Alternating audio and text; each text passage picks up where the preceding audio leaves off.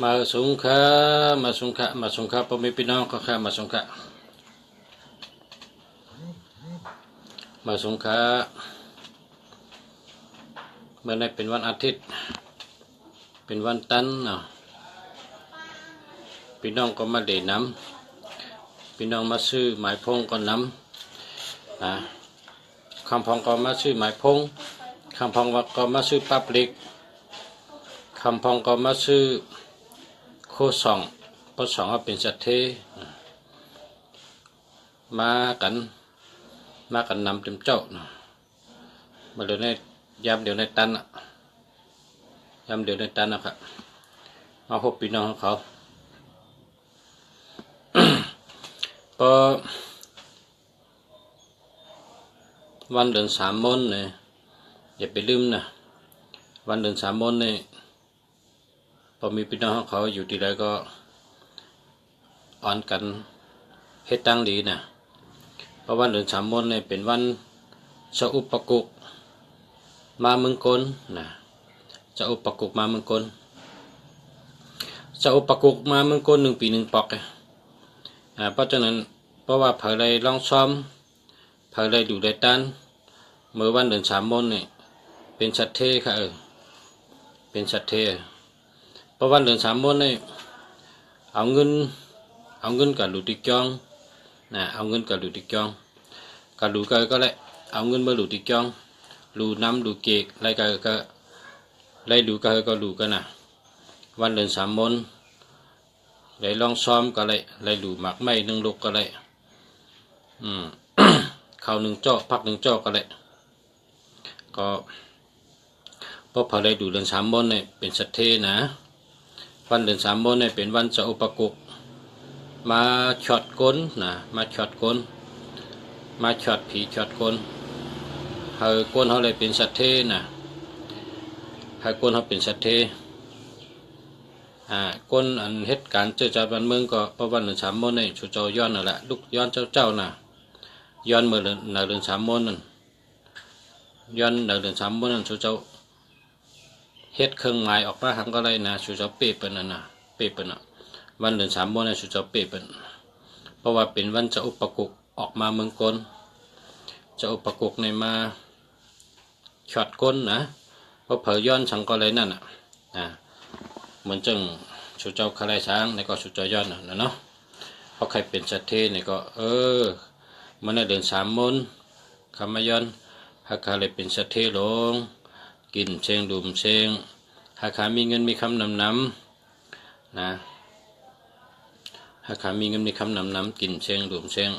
ชื่อไรขายแมทก้าวขายมันก็ตั้งไรไปตั้งไรก็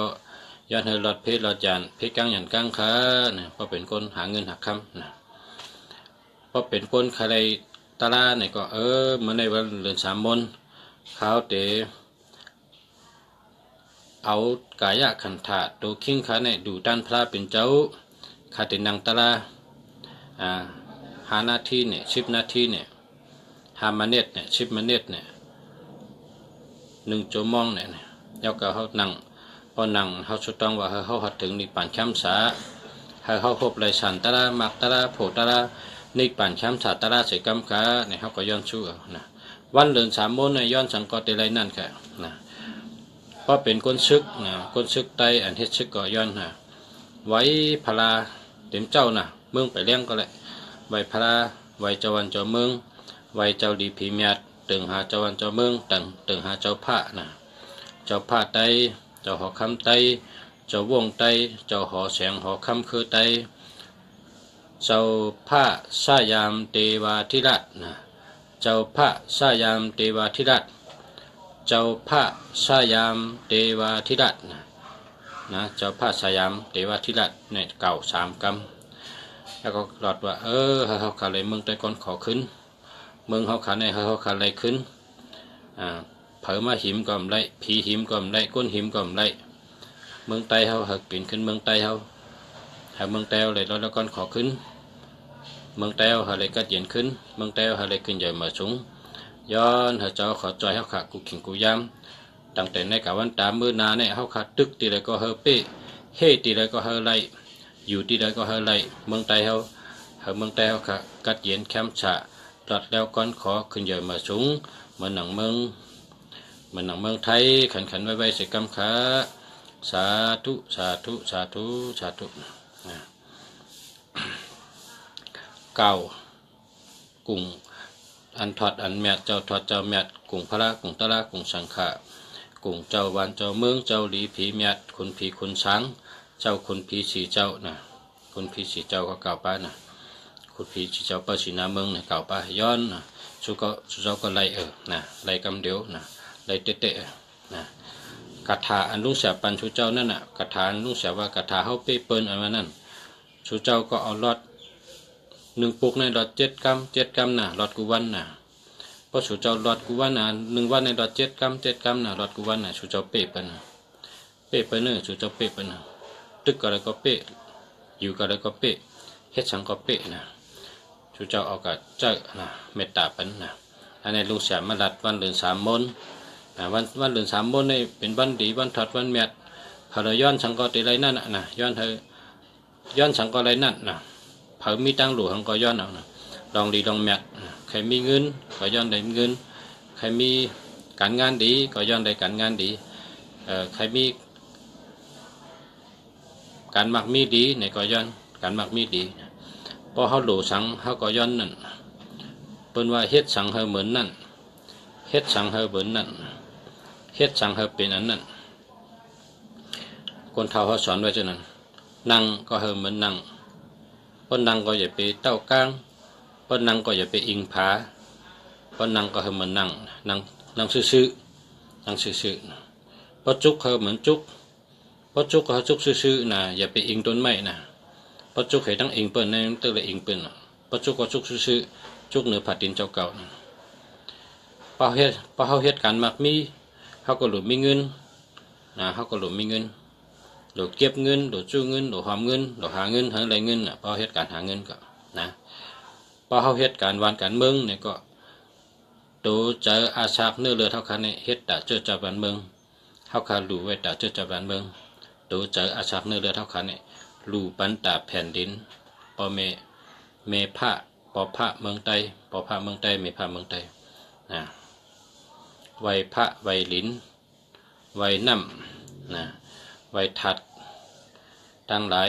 ย้อนชูเอาให้เขาเจ้าจ้อยนะ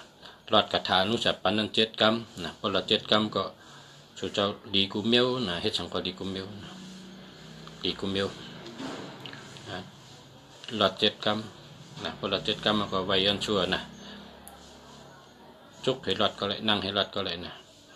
อยู่ที่ใดหลอดก็เลยหลอดกระถานั้น7 กรัมนะกระถาลูกสับปันชูนั่นนะหลอด7 กรัมนะกระถาเปเปิ้ลนะนักหึงแต่เปเปิ้ลฮัลโหลเฮ็ดใจกูเมียวนะเฮ็ดปีญาก็หลมีนะเงินคำก็หลมีตั้งหูก็หลมีแห้งใจก็หลมีนะ แห้งใจก็หลมี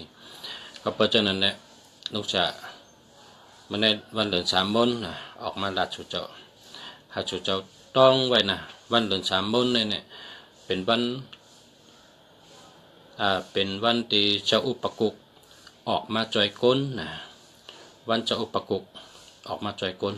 เจ้าอุปกุกในลีนะชูเจ้าเป็นก้นหาเงินก็เย้าเป็นก้นเฮ็ดสังก็เย้า1 เจ้าในชูช่องไว้นี่เจ้าอุปกุกนะช่องไว้1 เจ้า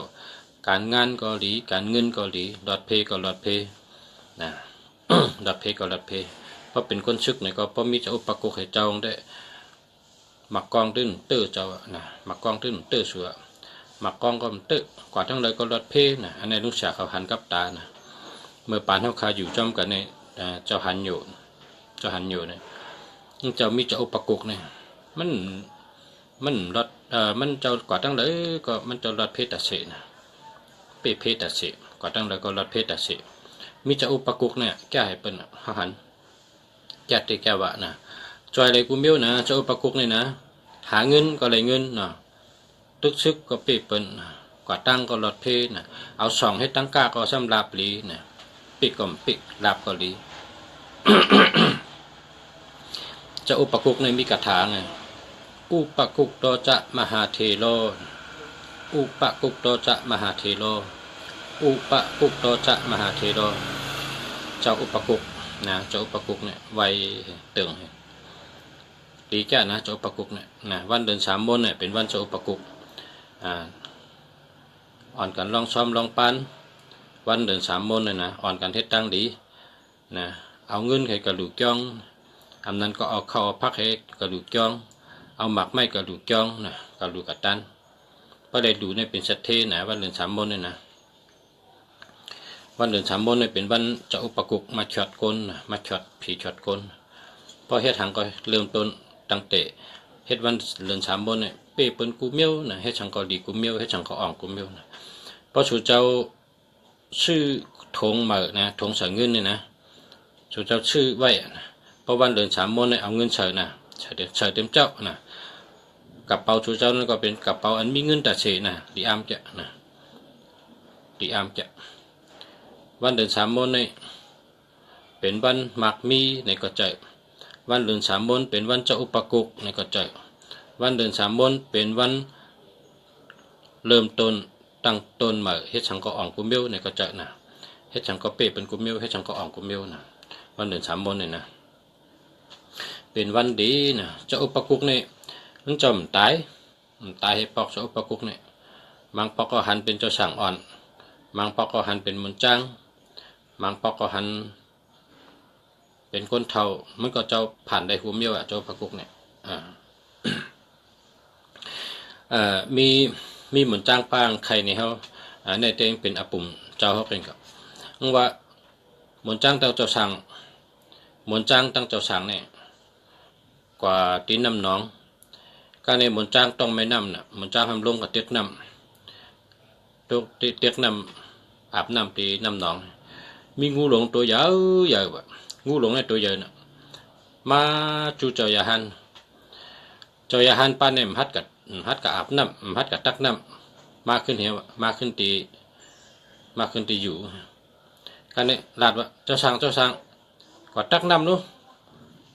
ต้องไม่น้ำมือก็ตักน้ำมาดู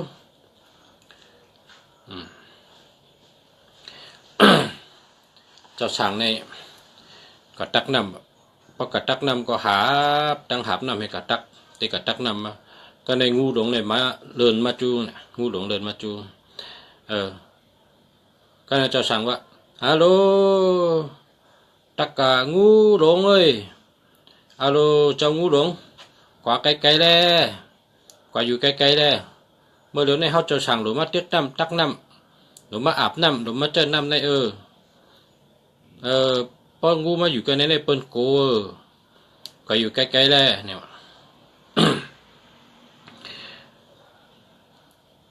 กำในงูนันดัดกำปนมาแบบนะงูนันดัดกำปนมาแบบมันกว่าน้ำในเป็นน้ำเขาเปิงไว้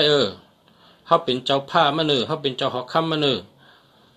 เขาอุปเปิงไว้น้ำในเขาปันเพยะปันเพกินปันเพเอาเนี่ยว่ะกำในเจ้าสั่งก็ว่าฮาตะกางูสูในเป็นงูก็เขาในเป็นก้นเขาเป็นเจ้าช่างหมนจ้างเขาก็มีเป็นต้องไม่น้ำเป็นโดดกินน้ำโดดชุ่งน้ำชูชัมบะปันเพเตียกปันเพอาบในกำเขาได้เป่ากระทะเขาก็โคสูในอย่าไปให้นักตึกกึกไว้ให้อย่าไปยกขึ้นไรกันในงูก็จะดำงูก็ยุกก็โหงขึ้นมายุกก็โหงยุกคลองขึ้นมาเหมือนจะติดชักเจ้าช่างนั่นเจ้าช่างก็มันโกเจ้าช่างขึ้นไม่นั่งไข่กุดดีๆเฮียพอเจ้าช่างนั่งไข่กุดดีๆเจ้าช่างก็รอดกาถาเจ้าอุปกุกนี่นะเพราะว่าเจ้าช่างรอดกาถาเจ้าอุปกุกก็นี่ก็เจ้าช่างนี่วินลงขึ้นเมื่อนั่งเหนือโหงูเมื่อนั่งเหนือโหงูกำในเอางูนั่นเย็นเป็นหมาหินเบ็ดแบบนะเอางูนั่นเย็นเป็นหมาหินเบ็ดตั้งตุกซุกไปเท่านั้นมันต้งแล้วนะมันต้งแล้วแข็งไปละแข็งไปละกำในจะสั่งขึ้นสารวินลงมาขึ้นตีอันไว้หับน้ำนั่นนะตีไว้หับน้ำมันจะเอาขึ้นมาหับน้ ก็เต็กน้ำให้อาบน้ำให้เต็กน้ำให้ขึ้นมาจุ่มหมุนจ้างเขาก็ได้หมุนจ้างเขาว่าเจ้าช่างต้องหันงูหลวงหันงูหลวงตัวใหญ่นะมันลาดก้อมทอมเลยมันปันเจ้าช่างเต็กน้ำกินเจ้าช่างทำหลุดเต็กน้ำมาหลุดเจ้าเขางูก้อมปันเต็กมันวางเป็นตีมันวะมันปันเขาเจ้าช่างเต็กน้ำเจ้าช่างก็นั่งสมาธินั่งตาลาเห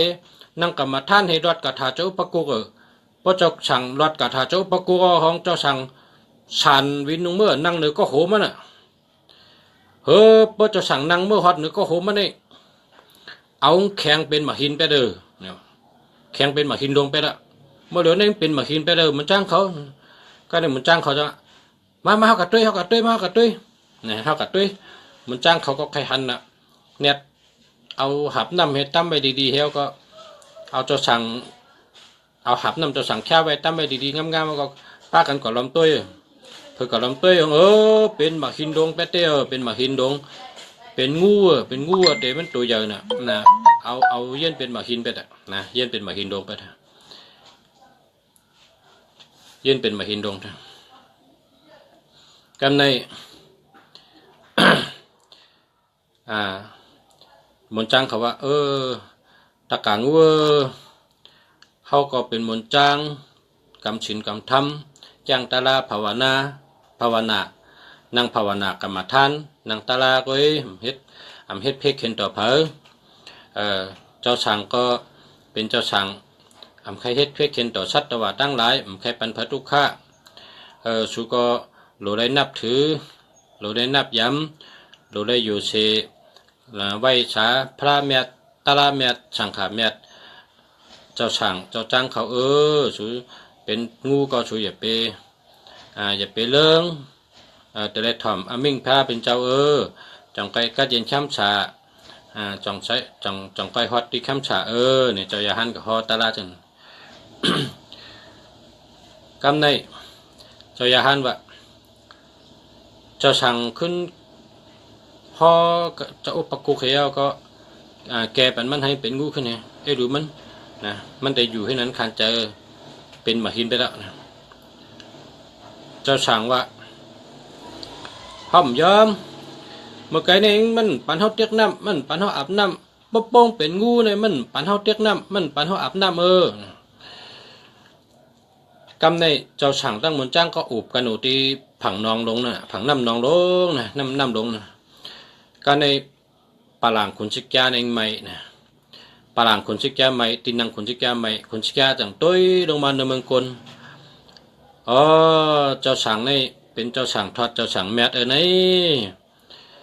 เจ้าหมุนอยากคนเอาคำหลงนักกาในชั้นเมื่อเรียนน้ำตีนน้องนั่นแมนมือเมื่อเรียนน้ำตีนน้องห้ำแมนมือหมุนจ้างเขาเจ้าช่างเขามาอาบน้ำเต็กน้ำเขาห้ำได้ว่าห้างกันนะ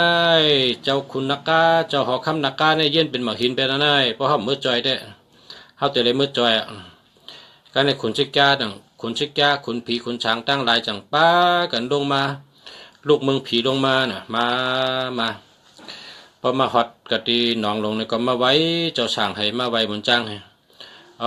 เจ้าเขาอันนี้มันเป็นขุนหอคำเขาเนื้อนักกาเนี่ยเป็นขุนหอคำมันเขา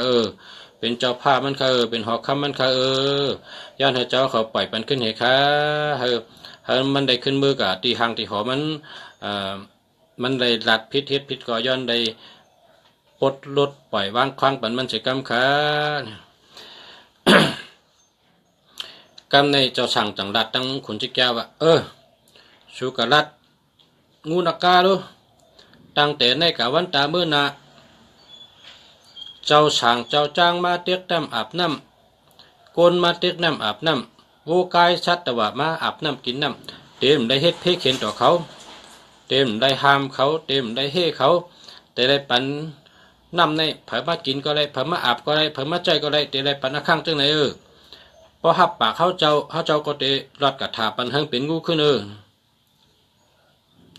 คุณชิกยาดังคุณพี่คุณช้างจังวะเจ้าหอคำนักกาถ่อมกำอย่าหันเขาเจ้าเลยถ่อมกำเจ้าช่างเขาเจ้าเลยยอมนับ ถือนับย้ำไว้ฉาพระเมียดตระเมียดสังขาเมียดเป็นที่ปึงในกะวันตามเมื่อนาเฮเลแต่เลยเป็นงูขึ้นแต่เลยเมืองนักกาขึ้นเมื่อเป็นหอกคำขึ้นไอ้คุณหอกคำจังหลัดเจ้าคุณชิกแก้จังหลัดมันเพราะมันได้ยินคุณชิกแก้ลาดาในคุณพี่คุณจางก็หลัดในมันว่าเขาเป็นนักกาเขาหลูไว้ไว้ยาฮันไว้เจ้าช่างอย่าไปเฮ็ดเพ่เข็นต่อก้นนะเขาหลูนับถือเขาเขาหลูใจแถมเขาอย่าไปเฮ็ดเพ่เข็นต่อก้นนำในเผยหลูกินก็ไรเผยหลูใจก็ไรก็เป็นวูกายชัดตั้งเชิงอัมบาก้นมาชัดเผยมากินมาใจก็เฮงได้กินได้ใจดีๆเจ้าเขาเจ้านักกาเขาก็ไว้ใจดีใจงามเหยย่อมเป็นตะปีพระเป็นเจ้าเหแล้วย่อมเป็นตะปีเจ้าสั่งยาหันเขาเจ้าเหแล้วกำในงูจังว่าติขะติขะในกานาในคาติย่อมไว้พระเมียตระเมียสังขาเมียเป็นตีปึงขยาวข้าเขาเต็มเฮ็ดพิษทางขยาวข้าเต็มลาดพิษทางขยาวข้าเขาเตะหลอกทางขยาวเจ้าสั่งเขาข้าเจ้ายาหันเขาข้าข้าเขาย้อนกันต่อข้าติขะเลยลาดพิษเฮ็ดพิษวนพิษดังเชิงข้าปล่อยวางข้างบรรคาใช้กรรมข้างูนักกานั่นจังไกไว้จังไกลาดออกมาเนิ่มมาหินลงเฮวก็เหมือนจังหนังยกมือไว้ยาหันไว้เจ้าสั่งเนี่ยการในเจ้าสั่งจังขึ้นนังตาลานะขึ้นนังตาลาให้ขึ้นรอดกระถาเจ้าอุปกุกพอรอดกระถาเจ้าอุปกุกก็ขึ้นเกปนี้เจ้าสั่งก็ขึ้นสานวินลงกว่าตักเอานำในขึ้นมืดถอกเฉมาหินพอถอกเฉมาหินเอาในขึ้นเป็นนักกาขึ้นเป็นนักกาขึ้นแล้วก็การในเจ้าช่างขึ้นสานวินมาขึ้นตีนังขึ้นมานังตาราสมาธิกำในนักกาจังไกเลินลงมาตั้งจำเจ้ายันสังขารให้ก็มาผ่านเป็นก้นมาผ่านเป็นก้นให้ก็มาคุบไว้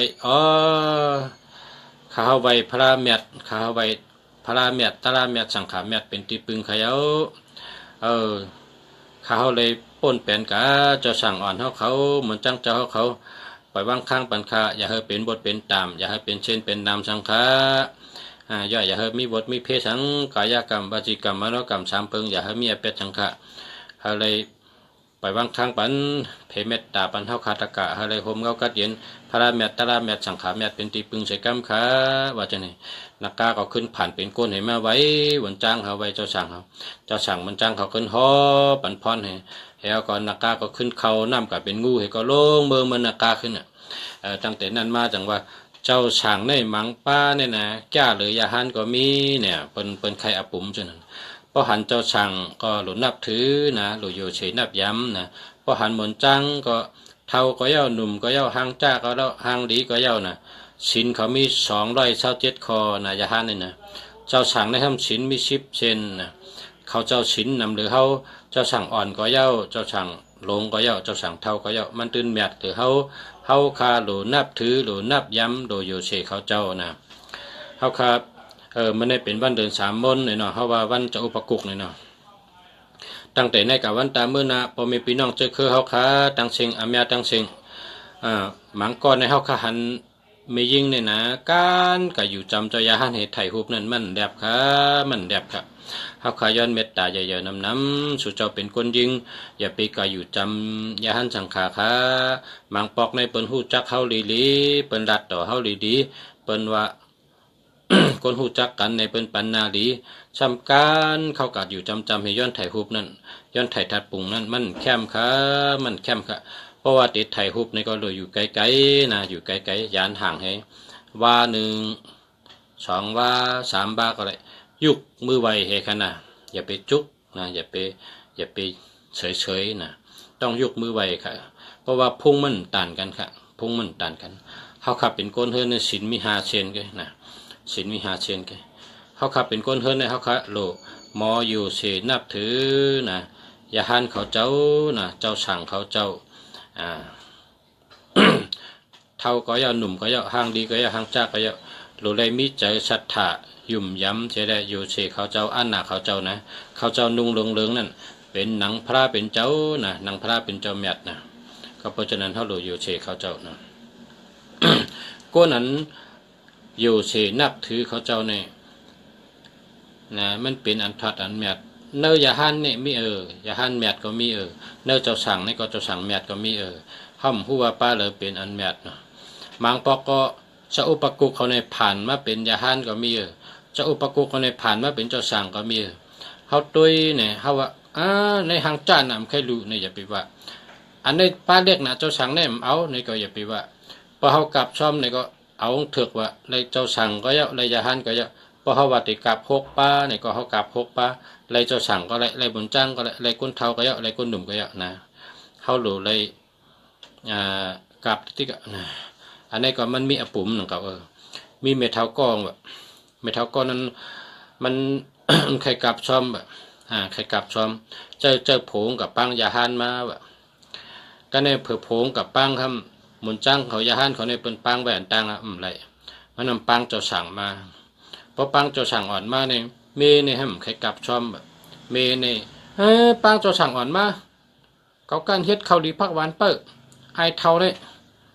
เป็นว่ากับปังยาฮันมาเมื่อชุ่มกับปังเจ้าสั่งอ่อนมามันจะหู้สั่งอะไรเจ้าสั่งอ่อนได้ไว้สังการนั่นไปเป้งกันเนี่ยรักเทิบรักทับมันมาได้เมทัลนั่นมันพูดที่ปองมันวัดเตเนี่ยเจ้าสั่งก็เมียดเจ้ายาฮันก็เมียดเมียดเราเลยนับถือกำใน เพราะว่ามันกับช้อมในโผมันก็เป๊ะนายเท่านั่นโผมันก็เป๊ะผมมันก็ว่าเจ้ายาฮันในเปิ้นปังกอดต่างเดียวเขาถึกเลยเจ้าสั่งเขาก็กลับเจ้าสั่งในการนายเท่าว่ากลับกำดูเจ้าสั่งในป้าเล็กป้าลอกให้กำดูเจ้าสั่งอ่อนเจ้าเนี่ยก็ในล้ามาเจ้าสั่งก็ต้องไม่เข้ากำเลยชุ่งช้อมนะเพราะเจ้าสั่งต้องมาเนี่ยก็ในลองเดือดไม่ได้เมื่อถึงคุณชิกยานะเมื่อถึงคุณชิกยาคุณชิกยาไม่ผ่านเฮ็ดเหมือนจ้างเท่าเหมือนเจ้าเท่ามาไปลงมามาชุ่งช้อมเผื่อมาชุ่งช้อมยาเนี่ย เผื่อชุ่งช้อมยาจำว่าเขาช้อมพักช้อมอันแห้นไว้เนี่ยเอาให้เจ้าสั่งชุ่งเหมือนในเหมือนจ้างชุ่งเหมือนจ้างชุ่งเพราะว่าเหมือนจ้างที่นั้นมันจะเหมือนจ้างก้นมันเป็นคุณชิกยาผ่านมาเนี่ยในคุณชิกยานั้นผ่านเป็นยาฮันเท่ามากเลยผ่านเป็นมนจ้างเท่ามาผ่านเป็นยาฮันเท่ามากำหนึ่งช่ำคุบไว้เจ้าสั่งนะมนจ้างเท่ามนจ้างหลงจะคุบไว้เจ้าสั่งไม่เท่าแล้วท่านผ่านว่าเป็นมนจ้างลงซ้ำกับไว้เจ้าสั่งละเนี่ยมนจ้างเดินว่าเจ้าสั่งเจ้าไหนเขาเมียดเขาเจ้าเมียดเจ้าสั่งเจ้าไหนเนี่ยรู้ไรไว้เขาชุมตึกขำได้หลายบ้านนี่แหละพวกนั้นเป็นยาฮันก็เยอะเป็นเจ้าสั่งก็เยอะมันแมทเหมือนกันนี่คุณจะแกงดัดนี่การในนายทอง ปลายกับนายทองปลายกับไว้ตัวคุณจะแกจังผ่านเอาเป็นมนเจ้าแก่มาครับเนี่ยผ่านมนเจ้าแก่มาชงชอมมันก็ผมจมการในกับชอมคุณชิกยาก็มาเกินกับเจ้าสั่งกันในกันเหมือนคุณชิกยาก็ชุงเห็นพอชุงยาก็ฮอตลาบันว่าตะกาไม่ออกมนจังก็เมียดเจ้าสั่งก็เมียดพอมันเถิกเลยจังหือก็เขาหลุดเป้งเจอเขาหลุดหั่นเจอเขาหลุดไว้เขาหลุดนับถึงเขาหลุดอยู่เสียงไม่เท่าเขาแต่ละดีเพราะไม่เท่าเลือกมนจังป้านั่นว่าเจ้าสั่งป้าในว่าเนี่ยไม่ทำไรก็ชูเนี่ยคนจิกยาผ่านเป็นยาในห้อนี่มันห้อในตารามันไม่ทำก็ปองใจว่าตั้งแต่ในกานาเนี่ยเขาแต่ไวเจ้าสั่งก็ไวเหมือนจังก็ไวไวกูป้าขาเจ้าห้อรัดนี่นะครับปองใจกูปอกเนี่ยขัดถังว่าเจ้าสั่งเนี่ยเป็นดุอ่อนดุอีหู้ชังเพราะเป็นมนจังต่างไกเมียดเนี่ยครับปองใจเจ้านั้นเนี่ยคุณจิกยาว่ามันจะยาฮันก็ยาฮันเจ้าสั่งก็เจ้าสั่งมันก็แมทเหมือนกันว่าจังไหนนะในเป็นปืนเรือน3 มนเรือน3 มนนั่นมันมีอปุ่มทางน้ำนะอันเจ้าสาวเขาใครในเฮาข้อในเฮาในน้ำนะอปุ่มเนี่ยจะอุปกุกในผ่านได้หลายมิ้วนะจะอุปกุกในผ่านได้หลายมิ้วผ่านเป็นยาฮันก็มีผ่านเป็นเจ้าสั่งก็มีผ่านเป็น คนเท่าก็ไรนะผ่านเป็นเมทัลก็ไรนะมันจะผ่านได้กูมิ้วก็เพราะฉะนั้นเนี่ยวันเดือน3 มนเนี่ยนะให้อ่อนกันลองซ้อมลองปั้นอ่อนกันดูกันตันนะเพราะพอได้ดูได้ตันเดือน3 มนเนี่ยเป็นสัตเทค่ะนะเป็นสัตเทได้ดูเอาเงินให้กันดูติ๊กจ้องก็ไรนะกันดูก็ไร เอาเงินมาดูที่จองเพราะนั้นก็เมื่อซื้อข้าวดีพักหวานให้ลองซ้อมก็เลยซื้อหมักไม่หางดีให้เมื่อลองซ้อมเมื่อลองเมื่อหลูเมื่อตันที่จองก็เลยนะพอได้หลูวันเดือน3 มื้อเนี่ยเป็นสัตเทค่ะนะอันเนี้ยที่ลุงแสออกมาลัดเนี่ยมันเนี่ยก็ย้อนเอาพ่อแม่พี่น้องเขาเข้าใจป่องใจว่าวันเดือน3 มื้อเนี่ยพอได้หลูได้ตันเนี่ยเป็นสัตเทเนี่ยเป็นสัตเทวันเดือน3 มื้อเนี่ยเป็นวันจะอุปกุกนะจะอุปกุกย่อมาเมืองกลนะจะอุปกุกเนี่ยอยู่ที่เมืองนากาปุ่นหอจ้องจะอุปกุกในมันจ้องในมี8 หลังนะเนื้อลิ้นในมี4 หลังเนื้อนำให้มีทั้ง4 หลังนะหอแก้วหอแสงหอคำหอเมียนะมันมีแคมนะเจ้าอุปกุกเนี่ยมันชุ่งซ้อมมันชุ่งรวมก็ชุ่งรวมก็อิ่มเอานะเจ้าเมียเจ้าเมียนะเจ้ายาหันตาเมียนะเจ้ายาหันตาเมียชูเจ้าให้คู่ไว้กูก็พอวันเดือน3 มื้อเนี่ยครับพอแม่พี่น้องเขาแต่ก็ขาตั้งเสียงติดแต่ก็เนื้อเพชรปุกตั้งเสียงผู้ทำยินขักกุกคนอ่อนกันลองซ้อมนะวันเดือน3 มื้อเนี่ยพอได้ดูเลยต้านในเป็นสัตเทนะซื้อหมักไม่หางดีกับดูเจ้าสั่งเจ้าจ้างเขาดูมันจ้างเขานะซื้อหมักไม่ก็ได้ซื้อข้าวดีพักหวานก็ได้เอาเงินก็ได้นะเพราะเอาเงินกับดูนี่ก็กับดูดิจ้องอะไรเป็นการนำการไพ่ค่ะวันนี้แล้วก็พอซื้อถงใหม่ก็ให้ซื้อวันเดือน3 มื้อเนี่ยเอาเงินเฉยนะวันเดือน3 มื้อเอาเงินเฉยถงนั่นเป็นถงเงินนะถงเก็บเงินนะมีเงินหนานะวันเดือน3 มื้อเป็นวันเป็นสัตเทนะเพราะเผยได้ดูได้ต้านในเป็นสัตเทวันเดือน3 มื้อเป็นวันจะอุปกุกย่อมาเมืองกลนะมาช็อตกลนะมาช็อตผีช็อตกลในขาติเขาไว้ลำลองให้ออกมาลัดนี่พอมีพี่น้องเขาเมื่อไหร่ก็วันเดือน3 มื้อเป็นวันจะอุปกุกย่อมาเมืองกลวันเดือน3 มื้อเพราะเผยได้ดูได้ต้านในเป็นสัตเทขนาดต้องวันนะย้อนเป็นสัตเทชูเจ้าหลวงทั้งก็ไรนั่นนะพอเจิญใครวันมึงก็ย้อนอะไรมึงไตขึ้นก้อนขอไว้เนี่ยก็ย้อนวันเดือน3 มื้อเจ้าน่ะพอเจิญใครเป็นสัตเทเนี่ยก็ลูกมาเจ้าย้อนเป็นสัตเทน่ะพอเจิญใครกัดตากะตั้งรอดเพให้สังก็อ่องแมงให้สังก็ขึ้นใหญ่มาสูงเนี่ยก็ย้อนนั่นวันนั้นลูกย้อนเจ้าน่ะวันเดือน3 มื้อน่ะย้อนเจ้าลูกย้อนเจ้าย้อนสังก็ไรนั่นน่ะย้อนสังก็ไรนั่นหลูปี้จุงน่ะตั้งหลูปี้จุงน่ะไรปีจุงคำเดียวค่ะอันนี้มีเนื้อปืนเขาค่ะเห็นมาสอนมาเนาะลองนับถือศาสนาพุทธพระเป็นเจ้าเสด็จเป็นสัตเทนะเจ้าอุปกุกค่ะเอาขลัดมาเนี่ยเจ้าอุปกุกค่ะอันที่ยิบเข้าเสือชบนั่นนะสปิดเห็นนั่นนะเนี่ยเป็นวันเดือน3 มื้อนะคะวันเจ้านะวันเจ้าอุปกุกค่ะมาสงฆ์พ่อแม่พี่น้องกุกคนค่ะมาสงฆ์